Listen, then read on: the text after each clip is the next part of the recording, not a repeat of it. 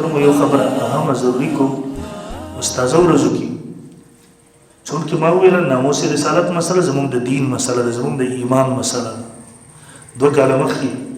دلته په خبر کې هغه کم یو ملعون هغه چې د پیغمبري دعوی کړی و او په عدالت کې دنه غازی خالد فیصل حفظه الله قتل کو مردار کو غازی صاحب جیل ته لاړو جیل کې هغه سره یو خرابې شروع لیکن تقریبا د 100 ورځې وشو زمونږ د پېښور سنټرل جیل سپرډنټ یو څوک راغلی د قدینانو نه متاثره دی بل ورځ زمونږ ته اطلاع راغلی ده بیا مونږ په متعدد ذرایعو سره د هغې معلومات هم وکړله نو هغه خبره د هر طرف نه تصدیق شو چې او دې کې حقیقت شته دی دننه نه د هغوی اطلاع هم دغه ده چې نوی سپرډنټ صاحب کوم راغلی دی د قادیانیانو نه متاثره دی او هغه د قادیانیانو چې کوم دننه ګرفتار دي د هغوی لپاره اسانیانې پیدا کوي د هغې د ملاقاتونو سلسلې شروع کړي او بیا په غازي صاحب باندې انتهایی سختي هغې شروع کړې ده نو موږ حکومت خبرداره وو موږ ورته وایو چې دغه سړي فوري طور تبادله وکړي بلکې تبادله نه غواړو دا سړی بالکل ختم کوي فوري طور باندې که دغسې ونه شي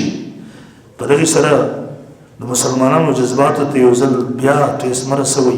د مسلمانانو جذبات مه مجروحه کوئ که د دغه خبره تصدیق ته ورسېدل بیا موږ دغه حق لرو چې راپاسې وو پوره پېښور نه پوره KPK درته بنده کړو انشاءالله بیا به موږ ټول مسلمانان د خلکو ته اشتعال مه ورکوئ د خلک مه راپاسوئ زموږ مطالبه ده دې هفته کې دننه دغه سپرډنټ دې بدل کړی شي تبادلې نه غواړو دغه دې ختم کړی شي برخاست دې کړی شي ډیوټۍ نه دې لرې کړی شي ځکه د محمد رسول الله د ناموس دپاره